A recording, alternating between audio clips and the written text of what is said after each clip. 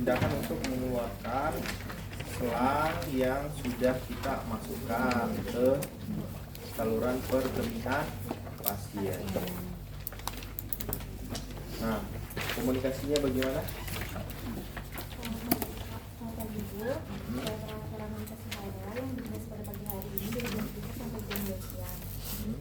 Sesuai tarif keselamatan pasien dengan sebutan nama dan tanggal lahirnya. Dan ibu di sini saya akan melakukan tindakan yaitu pelepasan kateter karena yang bertujuan karena ibu sudah ada uang.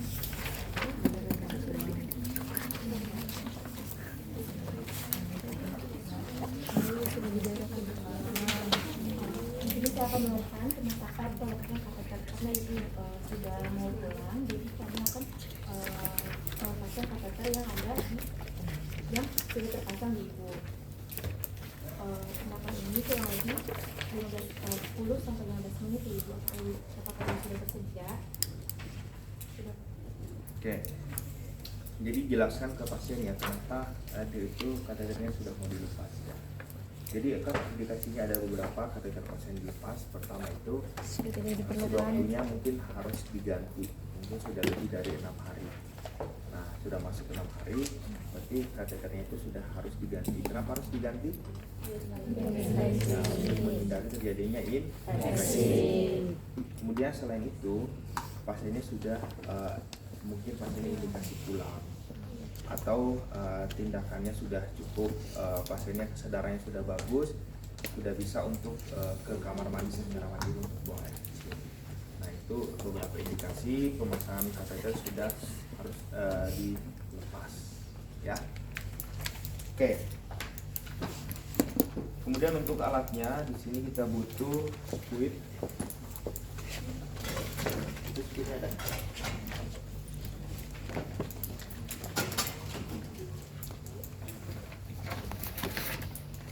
Oke, di sini ada squid 10 atau 20 cc. Kemudian ada sarung tangan bersih ya. Kemudian tisu ya. Oke, tisu, kemudian handuk. Oke. Terus tempat sampah infeksius, tempat sampah kuning, kemudian perlak ya. Oke. Tadi kita sudah komunikasi ke pasien, kemudian jangan lupa juga sampaikan jadi tindakan itu akan memakan waktu kurang lebih 5 menit. Oke, setelah itu lakukan kebersihan tangan 6 langkah. Tadi udah tahu ya bagaimana mencuci tangan. Kemudian setelah itu kita pasang perlak seperti ini. Kemudian kaji daerah insesi. Jadi sebelum kita lepas kateternya itu kita harus kaji adanya tanda-tanda infeksi. Nah, kita lihat apakah ada kemerahan, kemudian apakah ada nyeri tekan. Jadi kita lakukan penekanan pada daerah tertentu. Nah, kita tanya ke pasien, ibu apakah ada rasa nyeri? Kalau misalkan tidak ada, kemudian lihat warnanya apakah ada warna kemerahan atau apakah ada pembengkakan. Nah, karena jangan sampai terjadi infeksi. Kemudian selanjutnya masukkan squid ke dalam lumen tempat cairan yang berfungsi sebagai pengembang balon. Nah, ini kita lepas plasternya dulu kalau memang pasien terpasang plaster.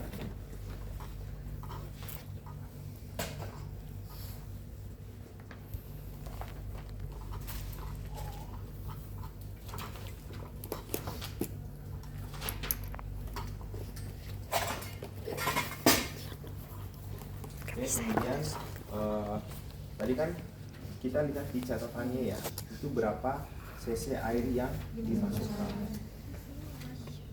Selanjutnya kita keluarkan cairan tersebut.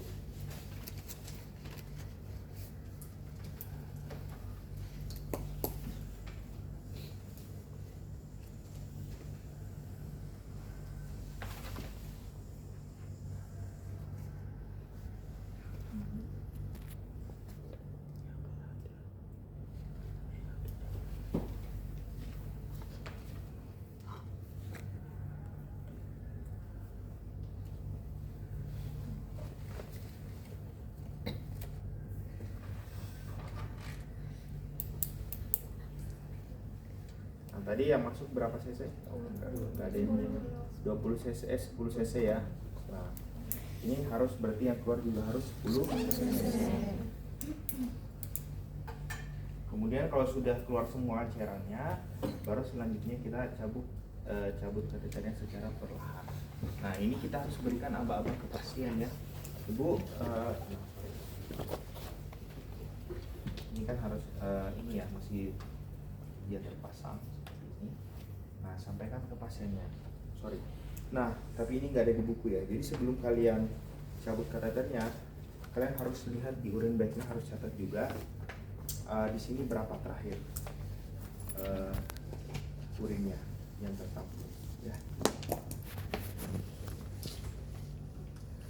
Kemudian selanjutnya berikan aba-aba ke pasien. Ibu sampaikan, ibu ini selangnya akan saya cabut. Nah, ibu nanti sambil tarik nafas ya bu ya. Nah, jadi berikan aba-aba. Oke, saya hitung mulai dari 1 ya bu. 1, 2, 3. Silahkan tarik nafas ibu. Nah, jadi jangan biarkan menggelantung.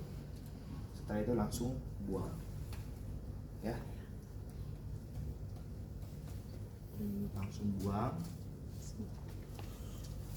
Oke, di tempat sampah kuning. Setelah itu bersihkan kelamin pasien.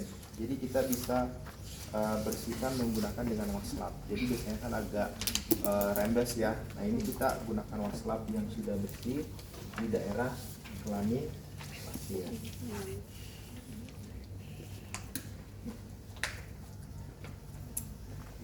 Siap bu.